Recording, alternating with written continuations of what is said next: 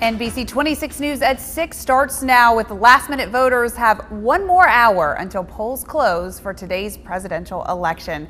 Thanks so much for joining us tonight and happy Election Day to you. I'm Paige Tucker. We do begin with a full slate for our Decision 2012 coverage. One of the closest, hardest fought, and most expensive presidential elections in history is coming to a conclusion tonight. President Barack Obama and former Massachusetts Governor Mitt Romney and their backers have spent $1 billion to make their case, and now the voters decide. Obama's election night headquarters in Chicago. The president voted 2 weeks ago early. Today, he dropped by a volunteer office near his home in Chicago and called voters in the swing state of Wisconsin. It is the last day of his last campaign. States to watch closely tonight in order of when their polls close: Virginia, Ohio, and Florida. Mitt Romney began his day by pulling the lever, then spent the rest of it asking voters to do the same. He made stops in Ohio and Pennsylvania, two key states he needs to win the White House.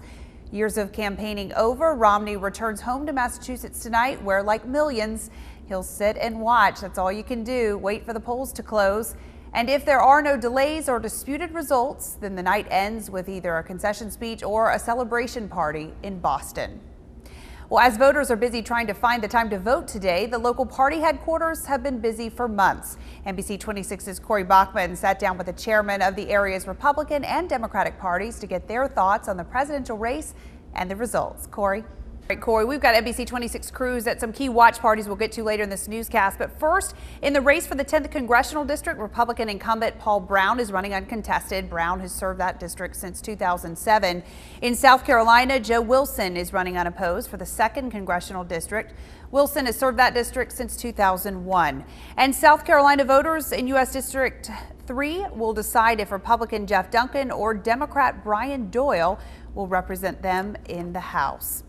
The presidential race may be the big draw today, but there were plenty of local races getting plenty of attention. Today did not necessarily go off with a hitch either.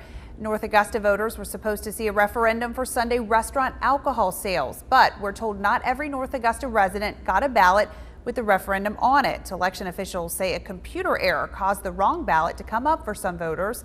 3 precincts were affected. There is no word right now on how many voters were affected. A major race out of Richmond County, of course, the battle for sheriff. Democrat Richard Roundtree is taking on Republican Freddie Sanders. Roundtree went through a hard-fought, crowded primary to take on the former chief of Richmond County Police Department. NBC 26's Jonathan Davis is live tonight at Roundtree's watch party at Legends Club. Jonathan, what's the word there as we wait for the polls to close?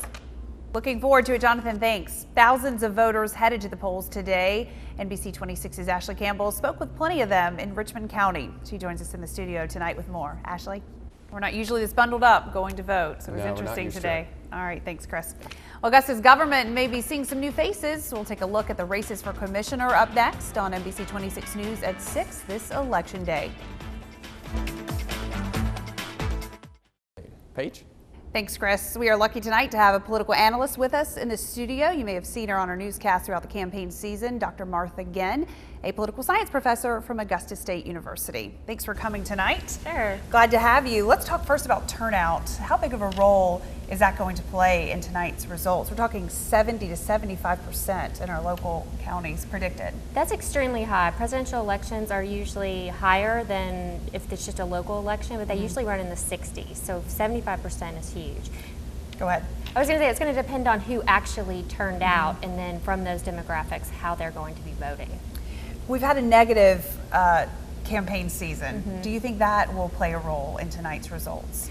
It could possibly impact that local House race. It has been very negative. It's also been very expensive, almost $6 million, which is a lot for a House race. I think people are ready for it to be over. And the sheriff's race was bitter more in the primary than the actual general election. I think that people move on from a bitter primary to the general election. And again, that race is really going to turn on turnout and who actually turned out. All right, let's talk about the presidential election. Do you think, first of all, we'll know tonight who the next president is? I think we will know early whether we will know tonight. Okay. So basically, when the first polls close at 7, if Virginia, North Carolina, and Florida all go for Romney, we're in for a long night. Okay. What if they split that? If President Obama wins any of those 3 states, he's almost certainly going to win the Electoral College. Okay, so those, and they're all on the East Coast, so we'll know by 8 o'clock, I guess, with the Panhandle closing. It will depend on how tight those races themselves are. If they are as tight as the polls suggest, they won't be able to call them as early as they have in years past, because they only get a certain percentage in, and they have to have enough to project the winner. And if they're tight, they're not going to be able to call those. All right, quickly, a local pastor, a friend of mine, Greg DeLoach, on his Facebook page today says, today will be the day of winners and losers, and some will think that the very worst is upon us, while others will be certain salvation has come. We've got a divided America. What are your thoughts on that?